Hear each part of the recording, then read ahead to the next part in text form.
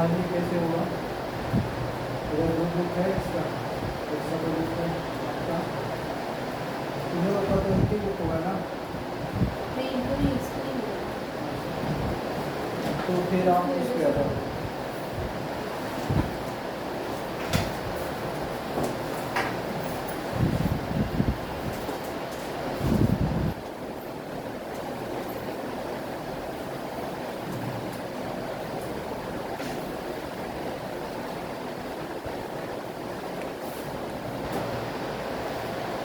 Statement में conclusion,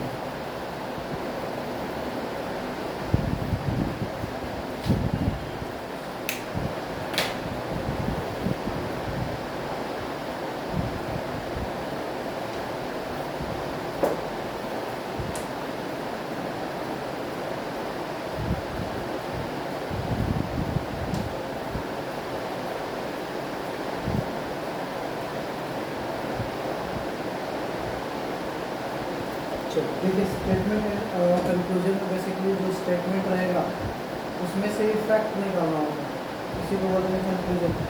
कुछ tricks इसके ऐसे हैं नहीं कि आपको ये चीज़ देखकर के बोल सकते हो।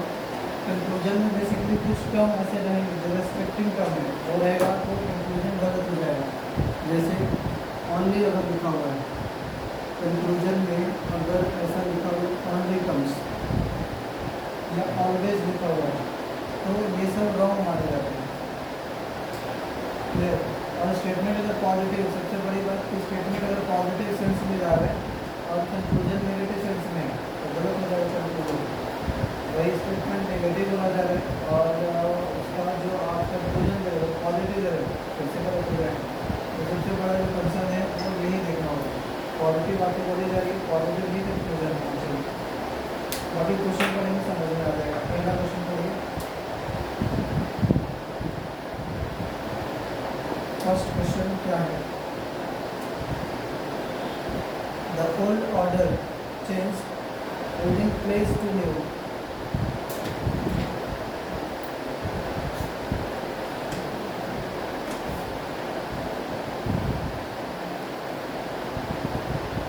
Old order change holding place to new मतलब पुरानी चीज़ें होती है, नई चीज़ों का जगह ले लो, ऐसा कुछ कहने का मतलब है। हर चीज़ में अपडेट होते रहता है, पुराने की जगह पर नई चीज़ें जगह ले लेते हैं, ऐसा बोलना। सो फर्स्ट है हाँ, change is the law of nature.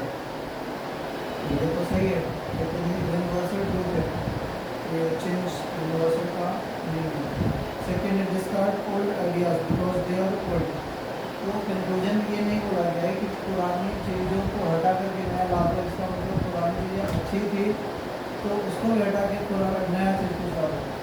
मतलब पुराने विचार अगर अच्छे थे तो उसको हटाने की जरूरत ऐसा नहीं है।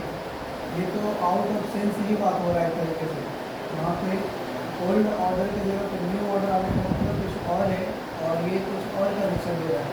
ये बोल रहे हैं पुराने विचारों को आप चेंज कर दो नए विचारों से, तो ऐसा कुछ स्टेटमेंट में नहीं बोला गया।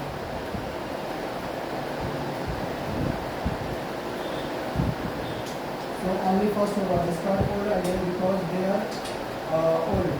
पुराने विचारों को ही बोल रहे हैं, पुराने विचारधारा को आप छोड़ दीजिए क्योंकि वो पुरानी है, उस बेसिस पे नहीं छोड़ना होता है। नई चीज़ों को अपनाने का मतलब जो बेटर है तब अपनाया जाता है। जैसे आप पढ़ते हो ऑनेस्टी इज बेस्ट पॉलिसी, तो क्या नए ज़माने में आप ये पढ़ने लगोगे honesty is not best policy? सब बेईमान हो जाएगा। अभी तक कोई पढ़ते आ रहे हो तो पहला केवल सही होगा इस गिवन कंक्लूजन से, दूसरा रॉन्ग होता है। Second, domestic demand has been increasing faster than the production of indigenous crude oil. Domestic demand has been increasing faster than the production of indigenous crude oil. Indigenous मतलब अपने country का देसी जिसको बोलते हैं, indigenous crude oil. Crude oil मतलब raw oil, कच्चा तेल जिसको बोलते हैं। Domestic demand has been increasing. ठीक है, तो क्या इसका कंक्लूजन हो सकता है? Crude oil must be imported.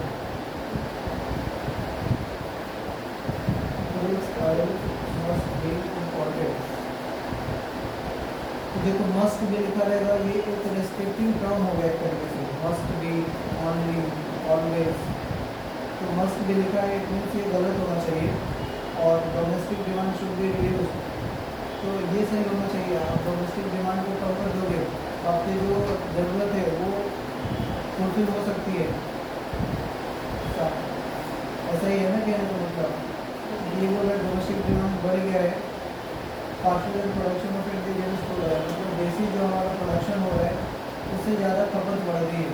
तो खपत बढ़ रही है, खपत को थोड़ा कम करिए, कंजम्पशन को थोड़ा कम करिए, आपका काम चल सकता है। और मस्ट भी है, ऑलरेडी लिखा रहेगा, ऑलवेज, ये सब रेस्पेक्टिव टर्म है, इसके रहने से कंक्लूजन गलत हो जाता है। आप समझ में आए? आंसर चेक करते जाना। सी मतलब अच्छा, हाँ ये भी काम करता है, सही बात है। या तो कंजप्शन कम कर सकते हैं या तो इम्पोर्ट कर सकते हैं, इसलिए ये दोनों आता है। सी इसलिए आ रहा है क्योंकि मैटर ये है कि जितनी हमारी कंजम्पशन है उतना ज़्यादा बन नहीं रहा है ऑयल।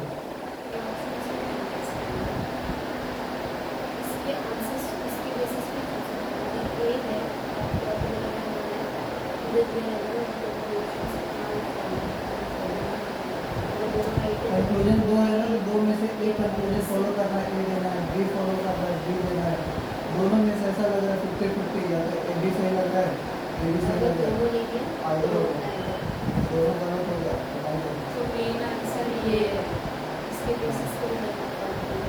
सभी क्वेश्चन के लिए उन्हीं 4 में से ऑप्शन है।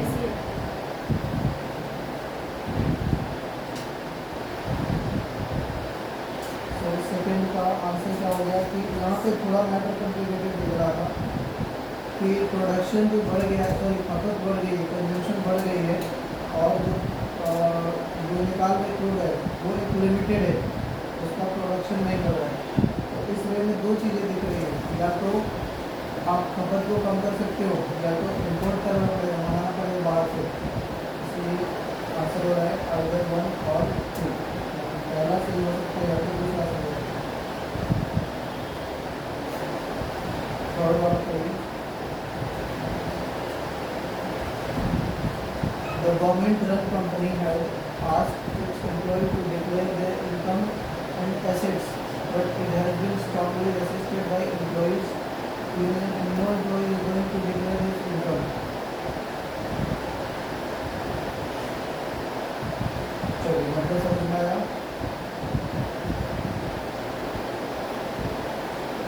गवर्नमेंट रन कंपनी मतलब कोई गवर्नमेंट की कंपनी है, तो वो चाह रही है कि हमारे एम्प्लॉई बता दे कितना उनका इनकम है, यानी कितना उनका पर मंथ का है, और कुछ एसेट्स है, यानी कि घर है, ज़मीन है, गाड़ियाँ हैं, जो भी एसेट्स उसको भी वो डिक्लेयर कर दे, क्या आपकी एक्स्ट्रा प्रॉपर्टी है और क्या आपका इनकम है। बट जो यूनियन है एम्प्लॉयज़ का वो रेस्ट्रिक्ट कर रहा है, वो बोला कि नहीं हम ऐसा कुछ नहीं बताने जा रहे हैं। ये मामला है स्टेटमेंट।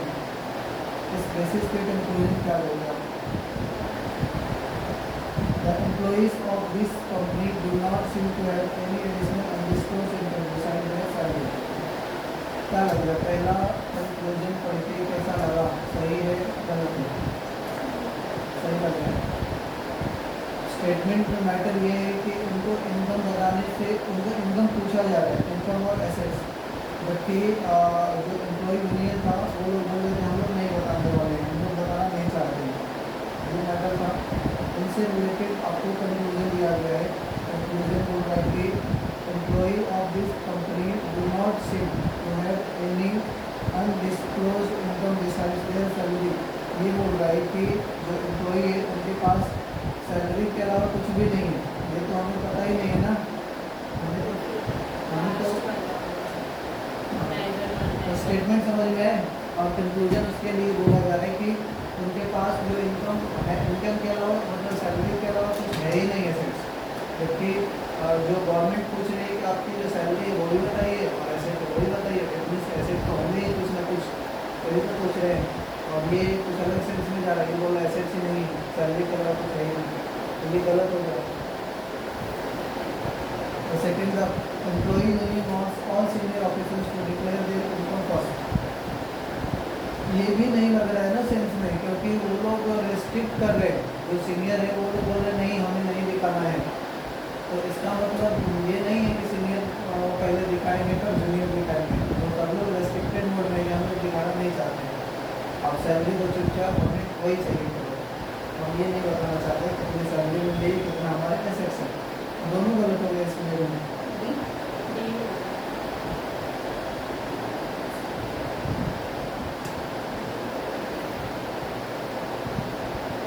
कौन सा आंसर है? डी ना, neither one nor two। Answer भी चेक करते चलना, क्योंकि स्टेटमेंट पढ़ने में थोड़ी सी मिस्टेक होगी तो फिर गलत भी हो सकता है आंसर हमारा, क्रॉस वेरीफाई करते चलो। नेक्स्ट चलो 4th नंबर, क्योंकि ये सब चीज़ें प्योर रीजनिंग नहीं है, ये चीज़ें आपके डिपेंड करती है इंग्लिश पे, आप कितना अच्छे से स्टेटमेंट समझते हो, पैसे समझते हो, जितना अच्छे से समझेंगे उतना ही अच्छे से आंसर मिलेगा। अदरवाइज अगर समझेंगे इसका कोई ट्रिक्स है ही नहीं, तो पैसे समझना उसका ही सेंस समझना है, किस वे में बातें बोली जाए उसी वे में क्या कंक्लूजन है, वहीं से कंक्लूजन है, अदरवाइज नहीं है तो गलत होगा।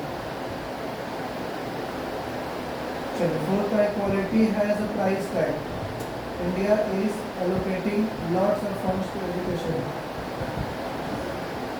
Quality has a price tag, मतलब जिसमें क्वालिटी आ जाती है उसका एक प्राइस टैग बन जाता है, उसमें प्राइस हो सकते हो कि उसका प्राइस अलग ही देखने में लगता है। India is allocating lots of fund to education, education में ये फंड लगा रहे हैं, तो एजुकेशन को प्राइस टैग करना चाह रहे हैं, ऐसा कुछ लग रहा है। Quality of education in India would improve soon, ये बात बोल सकते हैं क्योंकि एजुकेशन पे क्या कर रहे हैं, फंड लगा रहे हैं, और मैटर ये है क्वालिटी जो है बढ़ेगी तो प्राइस उनका टैग हो जाएगा, उनकी प्राइस बढ़ेगा,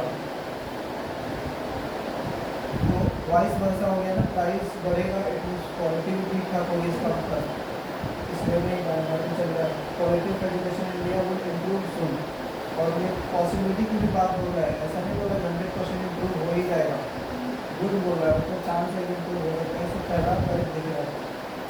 funding alone can enhance quality of education, यहाँ पे मैटर थोड़ा गड़बड़ लग रहा है, अलोन लिख दिया है, फंडिंग अलोन, अलोन एक सेपरेट वर्ड हो गया तो ये गलत हो जाएगा, फर्स्ट ऑनली फॉलो करेगा।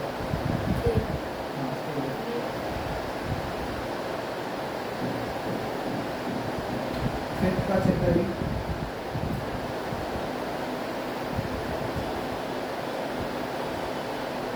फिफ्थ का बताइए कौन सा हो सकता है।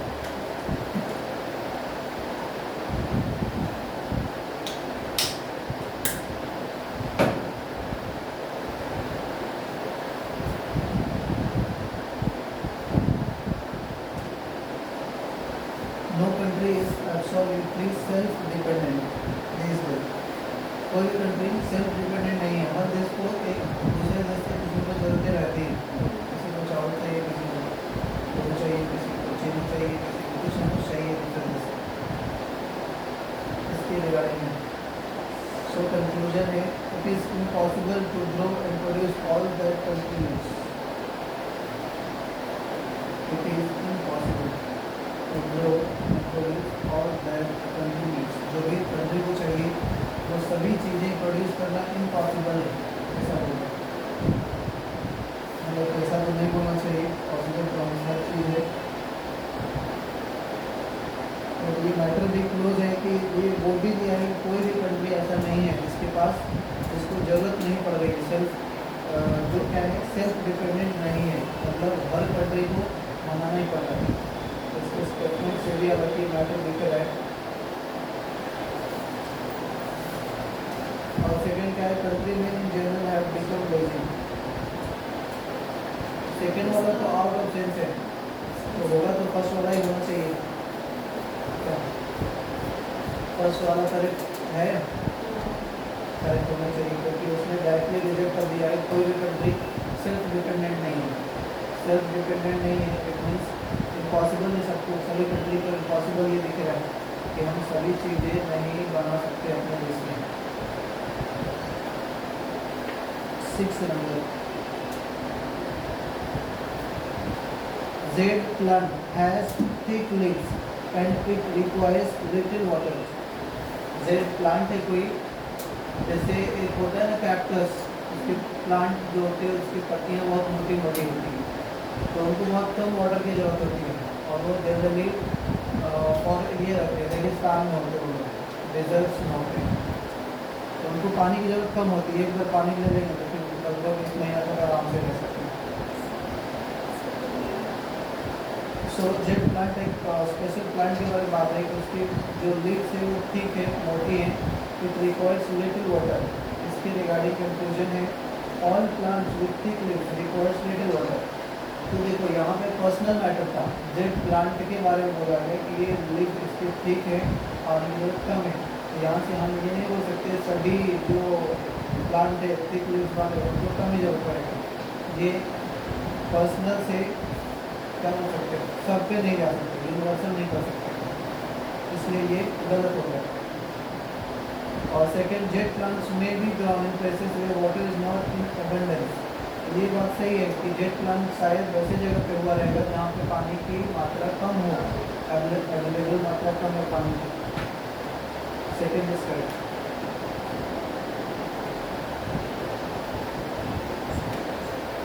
Seventh, in spite of the claim of the government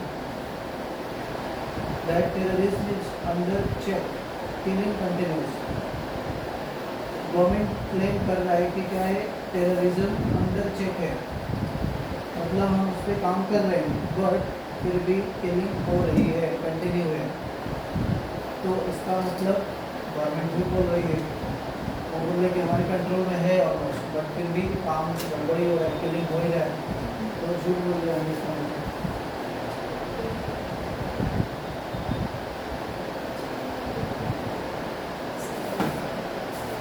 answer क्या है? ये ऑप्शन में क्या है? The terrorists have not come to an understanding with the government। पहला तो सही है ना कि टेररिस्ट जो है वो गवर्नमेंट को समझ में ही नहीं आ रहा है कि टेररिस्ट किधर है, क्या है। कल ऐसे फालतू कई लोग क्लेम कर रहे हैं कि टेररिस्ट है ही नहीं, करेक्ट, क्योंकि टेररिस्ट कहीं ना कहीं है, तभी तो किलिंग कंटिन्यू चल रहा है। तो पहला मैटर तो सही है कि टेररिस्ट जो है वो गवर्नमेंट के समझ में ही नहीं आ रहा है किधर है ये लोग। और second, the government has been constantly telling a lie. ये बात तो भी सही है, हाँ, तो गवर्नमेंट तो झूठी बोल रही है ना, बोल रही है कि ये लोग नहीं है हमारे चेक में, मतलब खत्म हो गया ऑलमोस्ट, बट फिर भी कंटिन्यू रहे, हम झूठ बोल रहे हैं। आंसर तो दोनों लेकिन होना चाहिए, दोनों सही लग रहा है। तो आंसर क्या दिया है? केवल पहला वाला दिया है, लेकिन दूसरा वाला भी ठीक ही लग रहा है क्योंकि ये लोग झूठ बोल ही रहे हैं।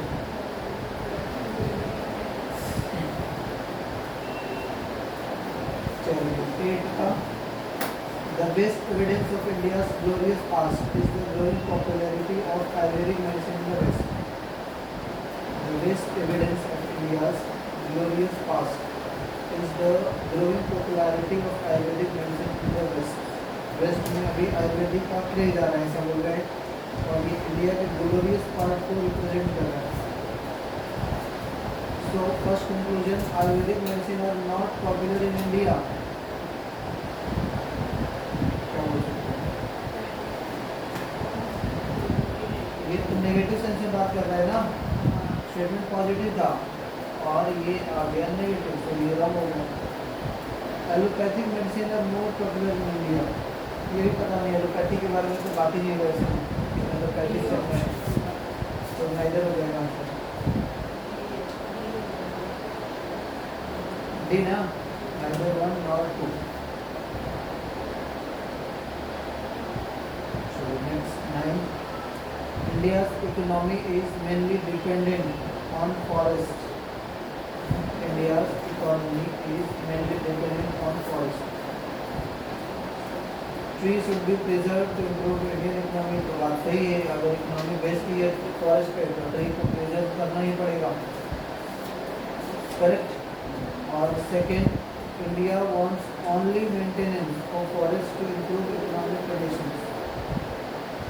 ओनली की जगह ये गलत होना चाहिए, ओनली लिखा है, जंगल पे ही रहेंगे तो कैसे काम चलेगा।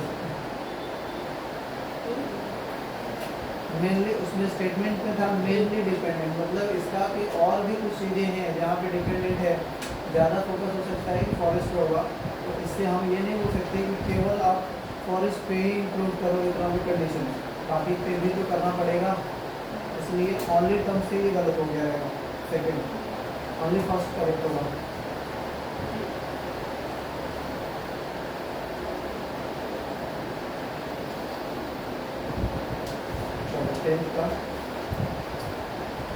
In India, more emphasis should be placed on areas such as agriculture, engineering and technology instead of basic and pure science. In India, more emphasis should be placed on areas such as agriculture, engineering and technology instead of basic and pure science. तो ये focus करने की बात चल रही है कि आपको एग्रीकल्चर, इंजीनियरिंग और टेक्नोलॉजी में भी फोकस करना चाहिए in spite of basic science. India has achieved sufficient progress in basic and pure science. ये तो कैसे बोल सकते हैं, in the past productivity factor in our economy was neglected. ये दोनों गड़बड़ होते हैं।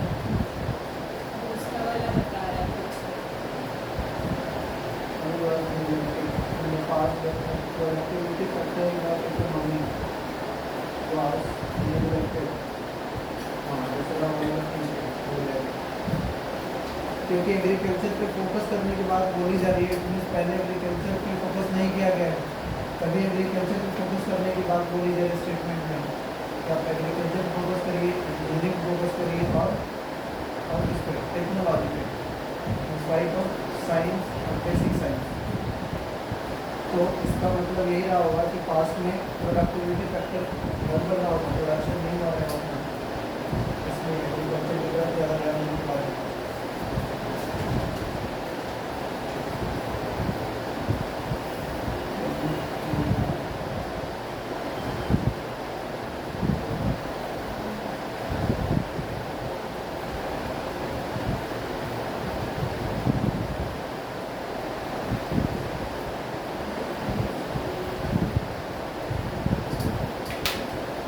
Leaders who raise much hue and cry about the use of Hindi,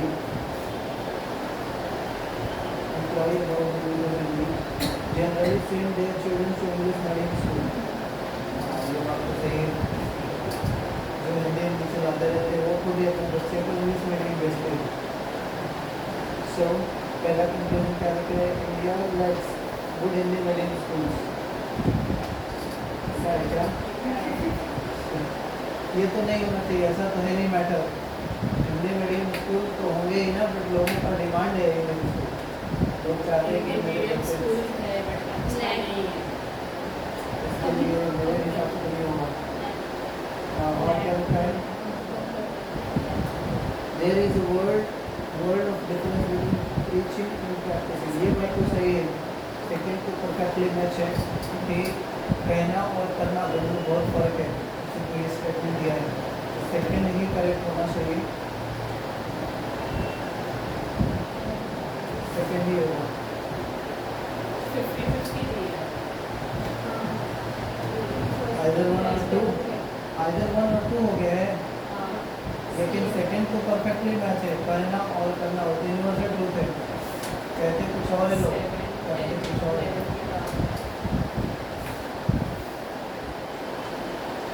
ऐसा कर देना है 100% मैटर क्लियर यहाँ पे लिखा जाता है कि बोलना और करने का ही तो लॉजिक था। बोल रहे हैं कि हिंदी अच्छा है, हिंदी के बारे में पढ़ाई कर रहे हैं, लेकिन बच्चे को भेजना इंग्लिश में। तो हालांकि यहाँ से थोड़ा बहुत मैटर दिख रहा है कि शायद हो सकता है कि अच्छे हिंदी के स्कूल नहीं होंगे, इसलिए ये लोग भेज देते होंगे कि जाओ ज़बरदस्ती, क्या करेगा, हिंदी के स्कूल में पढ़ाई नहीं होगी तो भेज देते हैं इंग्लिश मीडियम वाले।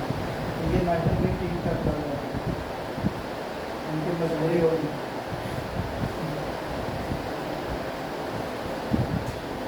ठीक, 12th में the government will review the present policy of the diesel price in view of further spurt in the international oil prices. और spokesman of the गवर्नमेंट के स्पीकर बोल रहे हैं क्या कि गवर्नमेंट रिव्यू करेगी गवर्नमेंट किस चीज़ को लेकर के, डीजल की प्राइस को लेकर के कि प्राइस बढ़ाना है कि क्या करना है प्राइस का, क्योंकि इंटरनेशनल मार्केट में जो ऑयल है उनका रेट बढ़ गया है, ठीक है, रेट बढ़ जाता है तो जनरली प्राइस बढ़ ही जाती है, बट ध्यान रखना होता है कुछ और भी चीज़ों का महंगाई का भी ध्यान रखना होता है। सो फर्स्ट कंक्लूजन है the government will increase the price of the diesel after the imminent spot in the international oil price, और सेकेंड है the government will not increase, तो अगर ए और बी होगा, इन्हें बोल रहा बढ़ा देगा या बोल रहा नहीं बढ़ाएगा, यही दो चीज़ें तो हो सकती हैं, या तो प्राइस बढ़ाएगा रिव्यू के बाद या तो नहीं बढ़ाएगा, घटाएगा तो नहीं कभी भी, प्राइस हमेशा बढ़ता ही है या तो कॉन्स्टेंट रहता है, पेट्रोल का डीजल का प्राइस घटता नहीं है, तो चांस ही या तो बढ़ा रहेगा तो नहीं बढ़ाएगा, ऑप्शन हो जाएगा आइदर 1 और 2 हो जाएगा। Next thing is a large majority of the workforce in India is unorganized.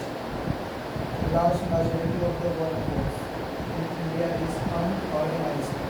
Most of them earn either the minimum or uncertain wages, while others are engaged in sundry jobs. Sundry jobs मतलब जो daily का काम मिल रहा होगा, agency को बोलते हैं salary job की, आदमी फालतू कुछ भी काम मिल जाए, जैसे खाली लोग पड़े रहते हैं ना, कुछ भी काम दे दो कर लेंगे,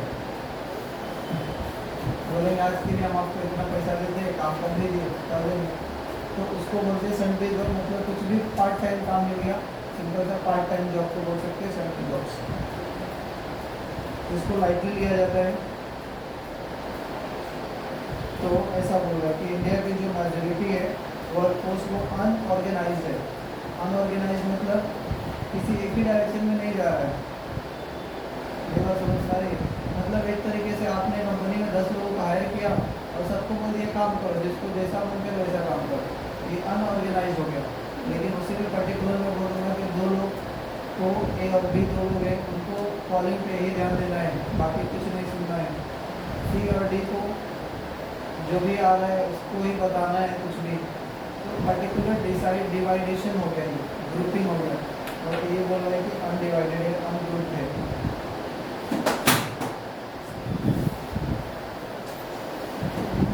सो क्या हुआ पहला, the workers in the organised sector get better facilities and stay longer in their jobs. क्या बोल सकते हैं, पहला जो स्टेटमेंट था वो इस चीज़ के बारे में बताया था, बाद में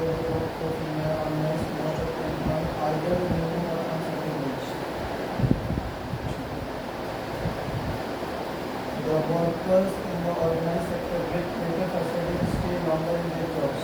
Okay? Some workers in the unorganized sector of the workforce have a regular and fixed income. कौन सा लग रहा है? सेकंड लग रहा है।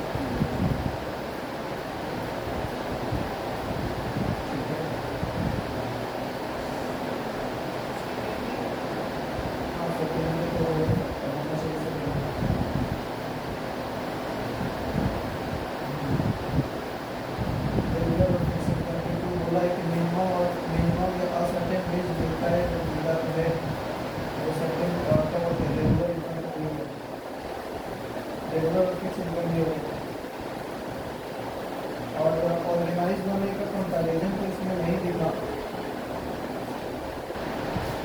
तो ऑर्गेनाइज होने को क्या बोलते हैं क्या नहीं दिखा, तो सही है, सेकंड वाला सही हो सकता है। 14 का we should inform all our officers not to read newspaper during office hours. Chief manager tells chief administrator. Chief administrator बोल रहा है चीफ मैनेजर को कि हमें एक काम के वक्त ऑफिस आवर्स के दौरान क्या करना है, न्यूज़पेपर नहीं पढ़ना है, काम करना है, न्यूज़पेपर नहीं पढ़ना आपको ऑफिस में। तो कंक्लूजन है reading newspaper during office hours is डिजाइरेबल।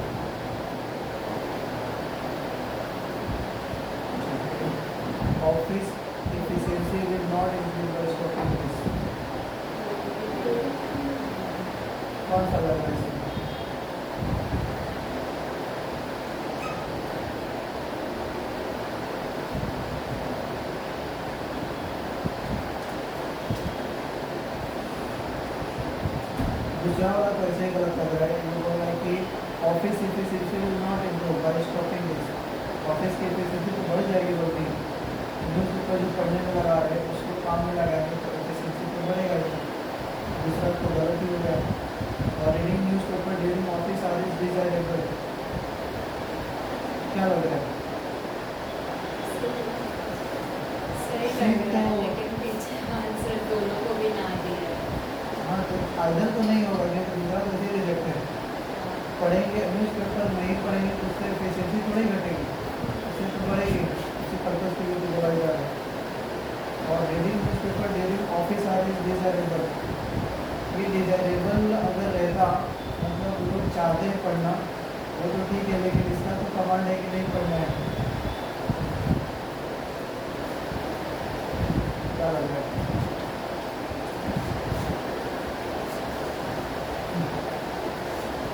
बताइए क्या आंसर होगा? नाइदर,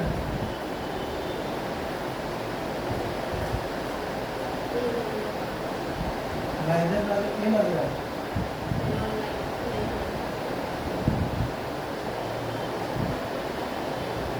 हाँ ये तो बोल सकते हैं, वो आंसर क्या है ये कि वैसा तो लग रहा है, ये ऑप्शन हो सकता है इसका। क्योंकि लोग चाहते हैं जिसको भी पढ़ना, बट उसको रिकमेंड उसको एडवाइस दे रहा है, एडवाइस में क्या है ऑर्डर दे रहा है कि आप लोगों को न्यूज़पेपर नहीं पढ़ना है, आप सबको बोल दो न्यूज़पेपर नहीं पढ़ना। इसका मतलब लोग पढ़ते होंगे, चाहते हैं वापस आकर पढ़े, टाइम पास करें। आंसर क्या है चेक करिए। दोनों भी नहीं। दोनों गड़बड़ हो गए।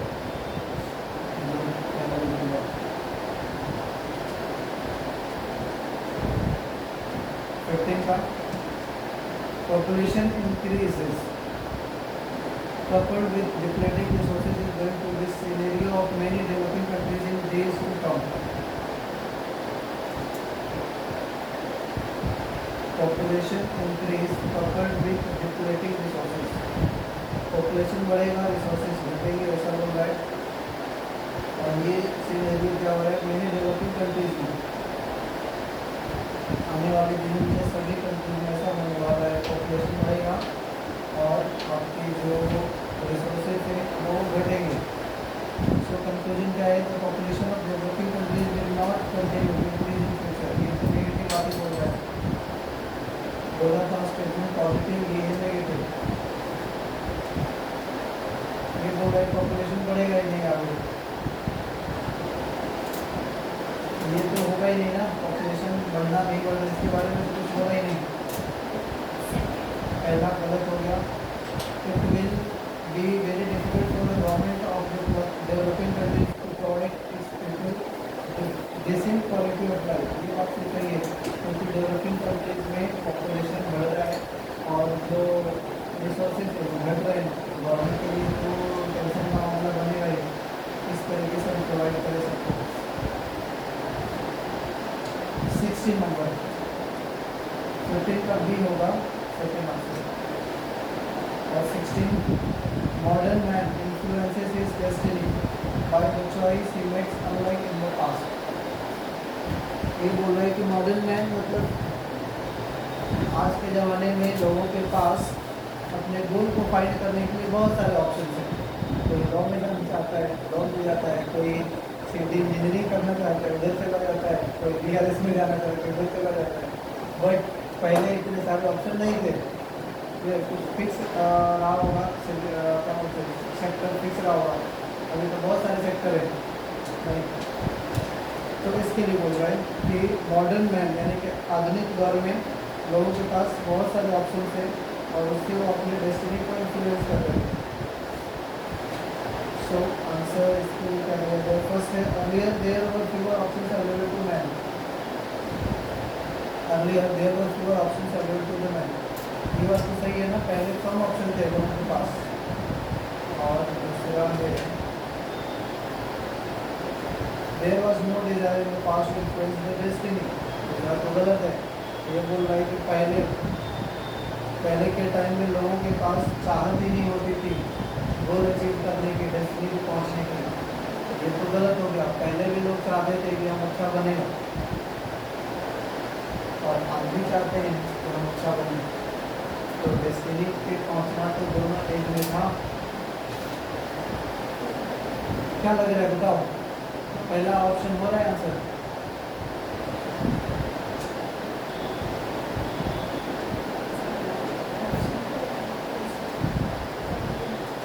मेरे कौन से नंबर में आ गया ये करके? 16 आंसर क्या था इसका बताओ? ये है ना।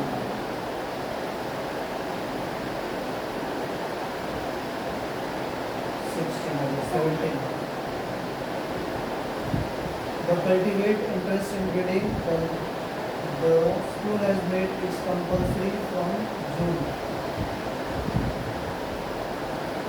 The school has made it compulsory from June this year for each student to read 2 books per week and submit a weekly report on the books.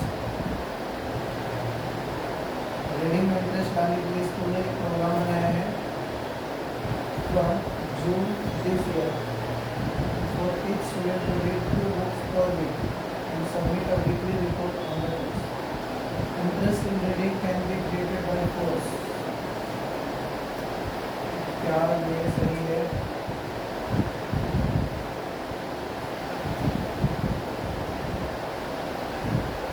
Second वाले का तो सही लग रहा है, कुछ की बात चल रही है, कुछ लोग तो जरूर सुधर जाएंगे।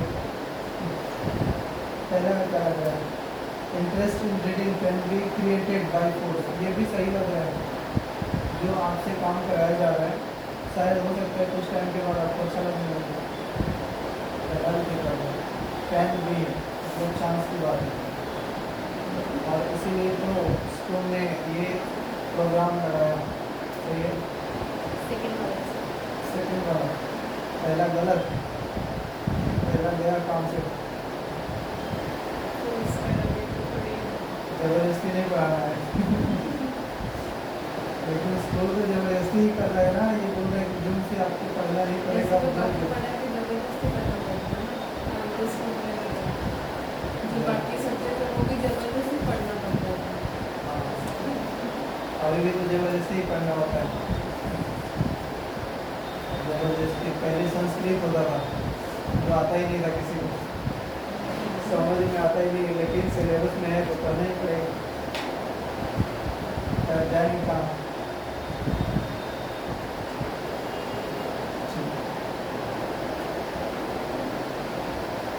Next 18.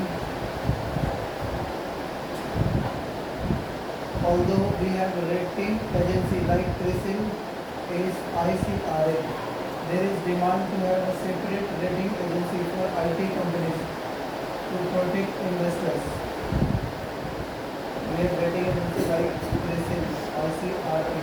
There is demand to have a separate rating agency for IT companies. ये जो नाम दिया है CRISIL, ICRA, आई थिंक ये रेटिंग देती है इस चीज़ के लिए ना, कितना रेपो रेट रहेगा या GDP कितना रहेगा, वैसा ही बोल रहा है कि IT कंपनीज को प्रोटेक्ट करने के लिए इसमें भी रेटिंग एजेंसी होनी चाहिए।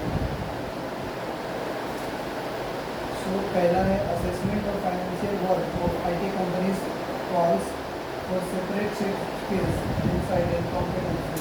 सही है, इसके लिए तो डिमांड कर रहा है। Now the investors investing in IT companies will get protection of their investment. ये भी सही लग रहा है, दोनों सही लग रहा है। पहला ये भाई क्या चल रहा है, गलत तो नहीं छाप दिया है answer. Now the investor investing in IT companies will get protection of their investment. ऐसा होगा डिमांड कर रहा है लेकिन कंपलसरी थोड़ी है कि एक्सेप्ट होगा कि नहीं एक्सेप्ट होगा। There is demand, हाँ डिमांड तो किए थे, बट दूसरे में क्या बोल रहा है, डिमांड किए हैं इसका मतलब जरूरत की बड़ी डिमांड की है।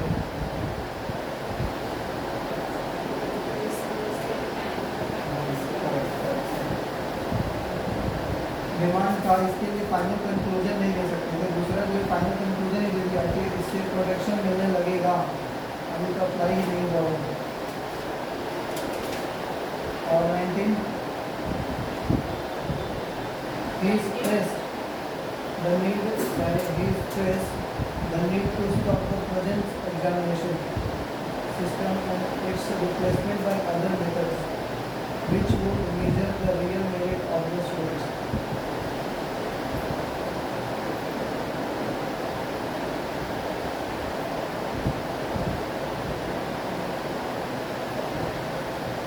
Examiners will be abolished. The present examination system does not measure the real merit of the student. क्या बोला?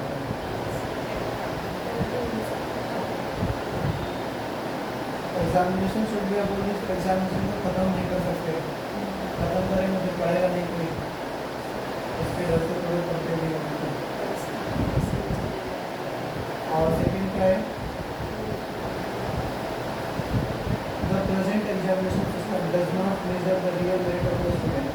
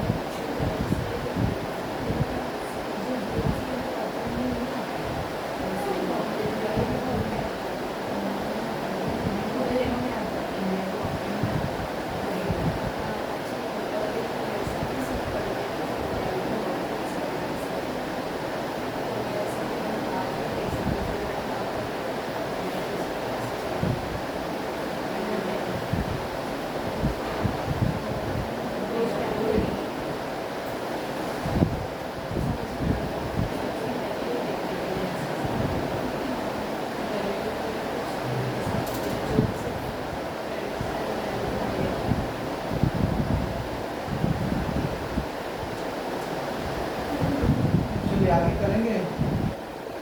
20 नंबर लास्ट करो इसका. Question number 20.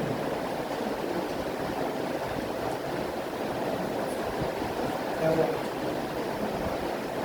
कंफ्यूजन ही कंफ्यूजन है इसमें. ये आपके अंडरस्टैंडिंग पे ही डिपेंड करेगा. आप कितना समझ पा रहे हो स्टेटमेंट.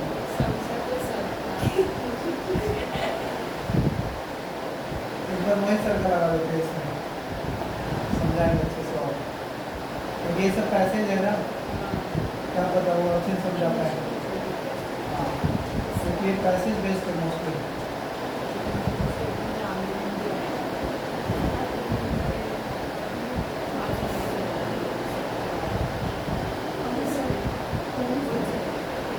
वही सर ने कराया रहेगा एक बार ना. इसका अलग से होता है क्योंकि इसका एग्जाम पहले है. हाँ लेकिन सेम ही है सब. स्टेटमेंट, आर्गुमेंट, कंक्लूजन, तो प्रैक्टिस लॉजिक. से तो हो ही जाना. यही क्वेश्चन आप देख करके जाओगे तो ऑलमोस्ट इसी में से आ जाएगा. इससे बाहर आएगा. बाहर आ रहा तो फिर फांसी को लटका देगा. और क्या कर देगा.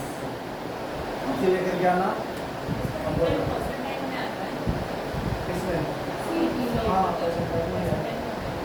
मतलब पैसा 150 का परसेंटाइल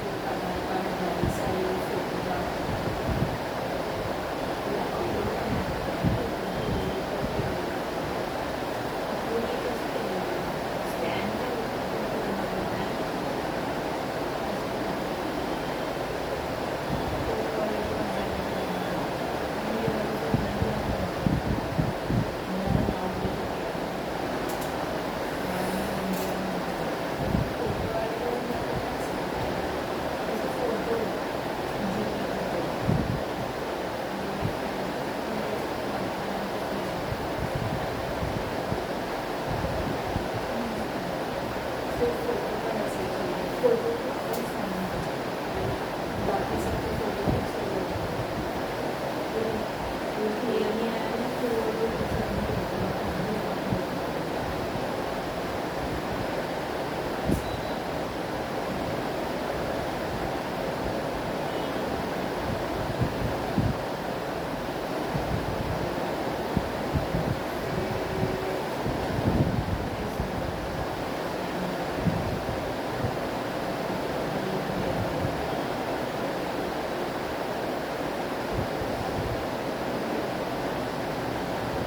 वो अपने एमडी का कुछ करता है।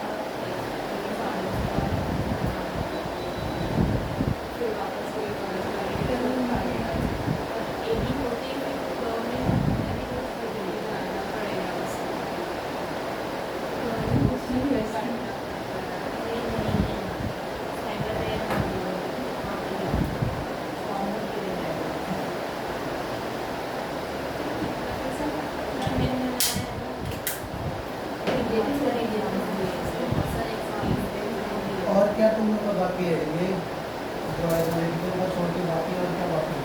आपका तो सब हो गया ना? ये नहीं एनालिटिकल उसमें तो आगे ये बाकी रहेगा ना कॉजेज इफेक्ट और कोई message and conclusion assertion and reason and reason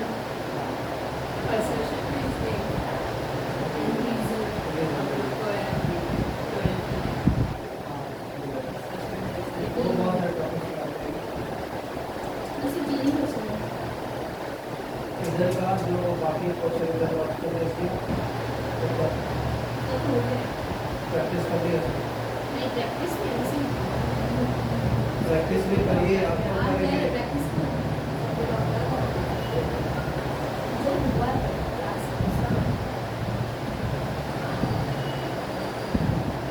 ये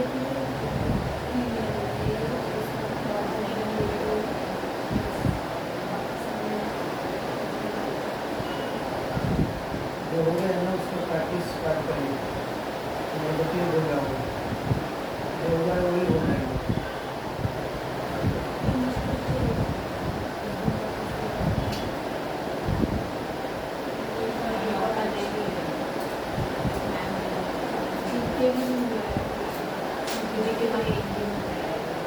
इससे होगा यार तो हिस्ट्री का सब इम्पोर्टेंट हिस्ट्री पढ़ाया